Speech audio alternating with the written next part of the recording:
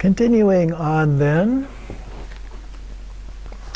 meditation stage 4, the 37-fold mandala. So here we add the 3 rings. We have the first ring that was in stage 2, and then we add the outer ones in stage 3. So in the 4th one, we add in between those 3 additional rings of mind, speech, and body. So it starts with the commentary, which is referenced on page 188. Now for someone wishing to visualize the circle of deities actually complete, Scripture says the verse beginning alternately, etc.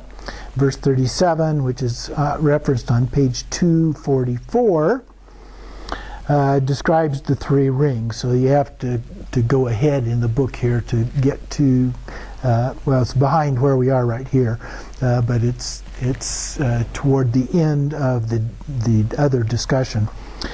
By the expression of the 3 circles in verse 37 is meant the mind circle, speech circle, and body circle. Continuing on page 259 then, also referenced on page 188, commentary here. So first we have the mind circle.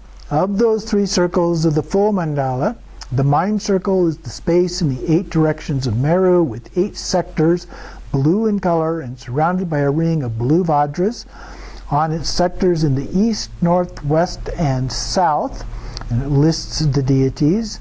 Installed counterclockwise are to be imagined as the goddesses, and those are listed here on the sectors in the southeast, southwest, northwest, and northeast.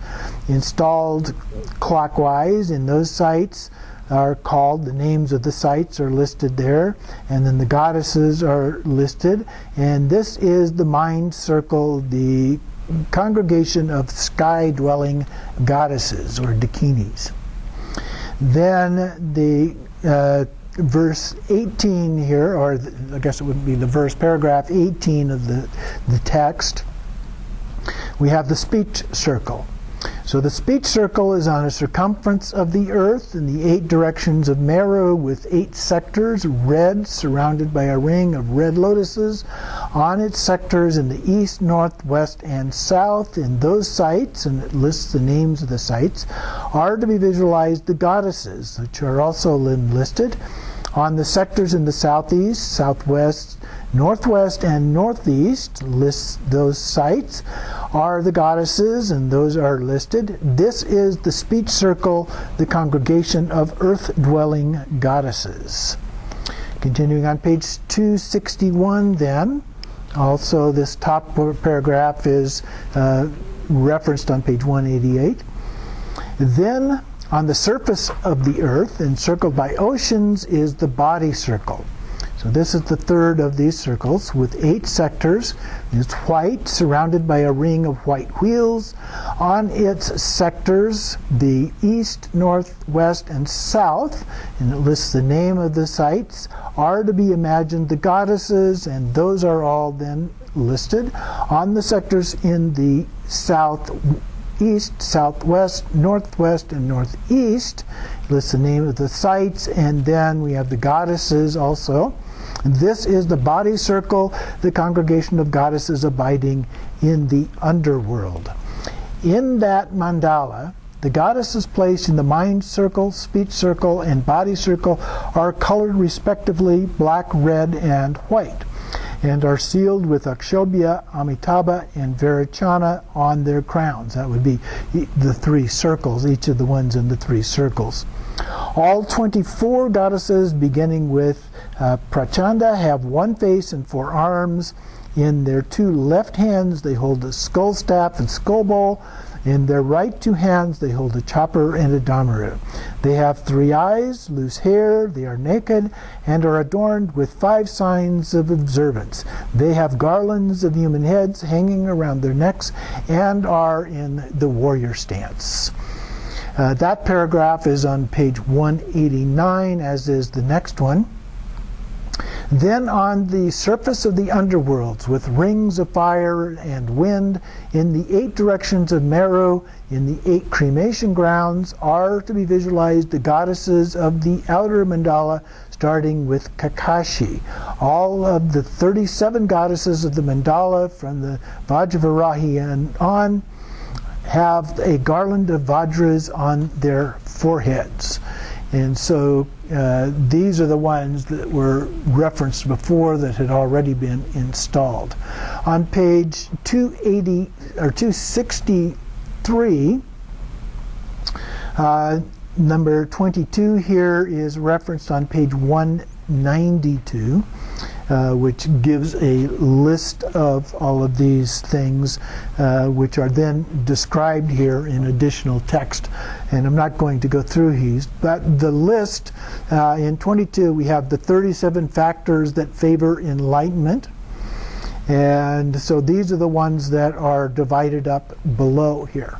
So so these reference and are equal to the 37-fold mandala of Dakinis. So first we have the 4 bringers of awareness, and then those are described in the next 2 paragraphs, so the rest of that page. So moving on to the next page, 265, referenced on page 192. The 4 means of mind concentration, those are listed here and then described in the following 2 paragraphs. And down at 25 at the bottom of the page, referenced also on 192, we have the 5 empowering faculties, and those are then listed in that paragraph. Moving on to page 267, and continues the description in the top 2 paragraphs. And then in the number 26 here, also referenced on page 192, we have the 5 powers. Those are then listed in the paragraph. No additional descriptions are given. And then number 27, which is found on page 193, or referenced on 193, we have the 7 causes of complete enlightenment. And so those are then listed in that paragraph and described at the top of 269. So that top paragraph. Then number 28 is referenced on page 193. We have the 8 factors of the path. That's the 8-fold path from the Four Noble Truths. And so those are listed here in that top paragraph. And then, well, actually they're listed in the second paragraph. It gives a little description of them, but in the second paragraph they're actually listed. And then the following paragraph also gives a bit of a description. Continuing on to page 271, the second paragraph here, number 29, is referenced on page 193. We have the 4 means of complete abandonment. And so those here are listed. And then we have, we go back to the actual sadhana practices here. So number 47, which is referenced on page 197, we have the body mandala. So now I shall teach the highest body mandala. I will do this through the sequence that begins with the sites with their purifying correspondences for the 10 stages. And so we have these from the scripture here, the 24 seed syllables, which are the 3 referencing the 3 circles.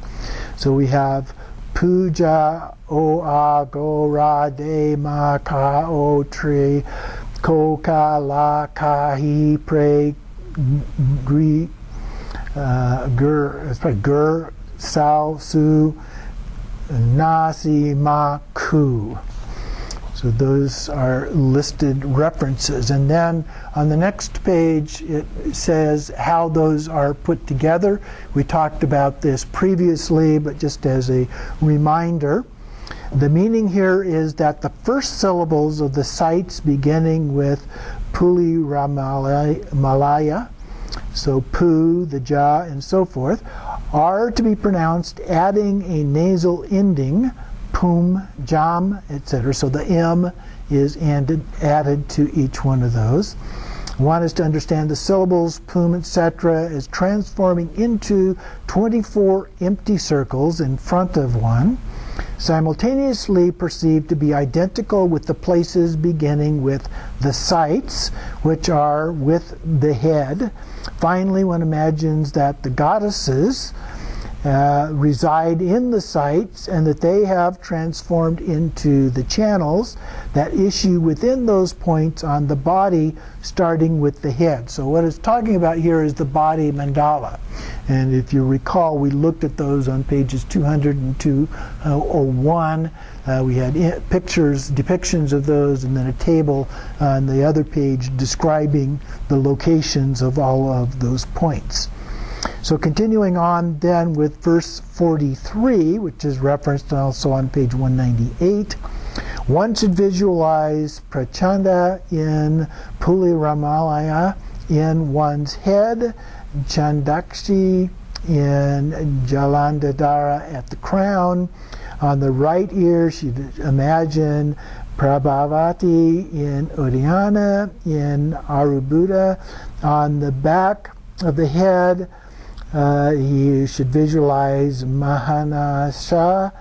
These are the sites that correspond with the first Bodhisattva stage, joyful. And so now one of the things that we're going to see, and we referenced this a little bit before, is that the 10 bhumis are referenced according to the body sites. One of the comments was that the standing version of that throws things off a little. The seated version of Vajravarahi corresponds better in terms of the bhumis itself.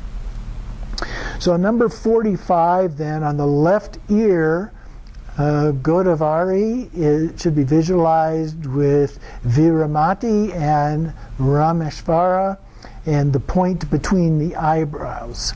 In C, Karavari, positioned on the two eyes, in Devikota and Lakeshvari.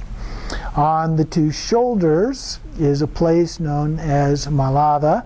Here you should imagine the goddess named Drumacharya.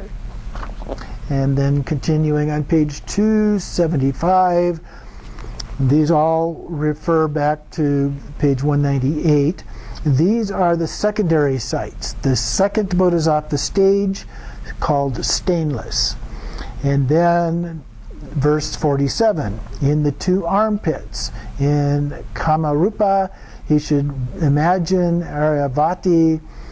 Similarly, Udra, on the two breasts, the goddess Mahabhairavika. These are the fields, the third Bodhisattva stage, illuminating. In verse 48, on the navel, Tri Shakuni, visualize Vavuvega of scintillating light, and similarly Koshala on the tip of the nose, Surabakasi, and these are the secondary fields, the fourth Bodhisattva stage, blazing. Verse 49, in Kalinga, on the mouth, visualize the goddess called Shama, and similarly Lampaka at the throat, deity Subhadra. These are the Chandoas, the fifth Bodhisattva stage, confident approach. In Kanchi, at the heart, visualize the goddess Hayakarna. Similarly, on the penis, in Himalaya, Kaganana, two nas. These are the secondary Chandohas, the sixth Bodhisattva stage, invincible. And verse 51, in the Pratapuri, on the sexual organ, so that winds up being the same as the penis, or in the female it would be the clitoris. and in the visualization, the arrows point to the same body part for both of those. He should or she should recollect Chakravega, the glistening light in that site, that is Gira Devata. In the anus should be Kanda Rohika. Continuing on page 277, again these are referenced on page 198. These are the Melapakas, the seventh Bodhisattva stage, far going. And then there's a note here that has been inserted. In Sararashtra, on the two thighs, you should visualize the goddess Chandini. And similarly, Suvaradipa on the two shanks, and the goddess Chakravarmini. And then also inserted, these are the secondary Melapakas, the eighth Bodhisattva stage, immovable. So there's a couple of things that got left out here apparently in the root text, and so she has inserted equivalent versions of those here. And then 52, in Nagara, on the fingers and toes, is this yogini called Suvira. In Sindhu, on the back of the 2 feet, that yogini Mahabala. These are the cremation grounds, the 9th Bodhisattva stage, good thoughts. In Maru, on the thumbs and toes, he or she should imagine Yogini Chakravartini. Similarly, Mahavira is considered to be Kulata on the 2 knees. These are the secondary cremation grounds, the 10th Bodhisattva stage, cloud of Dharma. So in the tenfold system, that would be achieving enlightenment once you had mastered number 10 there, or some refer to it as stage 11 because of that. But there are some versions that add additional levels, very subtle levels to that. So then we have verse 55 here at the bottom of the page, which is referenced on page 199. And so we have Kakshya, Ulukashya, Shavansha, and Sukarasha are placed on the mouth, navel, sexual organ, and anus, respectively. And similarly, Yamadadi and Yamadudi and Yamadamstrini and Yamamatani are all the hair curl between the eyebrows, the ears, the eyes, and the nose. Continuing on page 279. This also is referenced on page 199, verse 56. The 4 goddesses, the Dakini, Lama, Kandara, and Rupini, are in place at the heart, complete in this way. The Supreme Body Mandala is to be visualized at all times. And then we have a comment also on page 199. Just as outside there is nourishment in the sites and other places with the water of the river, so is the body. The flowing channels nourish aspects of the body, beginning with the nails and teeth. And then gives a little bit more comment on that. And then paragraph 32 from the commentary, which is referenced on page 203. Now the mantras for the deities of the mandala are taught. Among these, Vajravarahi's heart mantra, auxiliary heart mantra, and 8-part mantra have been given above. But her root mantra is told here. So this is the complete mantra, which continues on the next 2 pages. Okay, so this is a very, very long mantra as a part of this. So I'm not going to try and read this to you. I don't want to obliterate or abuse this. So again, it's the kind of thing that with a little bit larger print and some clarification in terms of how it is actually printed would be easier to recite. unless you're really used to reading a very small font in italics and a foreign language. So that makes it quite difficult. When I write these things up in my word processor, I make sure to use a bold, and I make sure to separate syllables, or at least clusters of syllables, to make it easier, and I usually capitalize the first one of each of those, which makes it also easier to read, and so forth. So this particular format that is common, but also makes it very difficult to read easily when you're not familiar with it. So if you're typing this up to use it in a form that you might want to use in a retreat or in a weekend or something, those are my suggestions for making it a little bit easier to actually recite.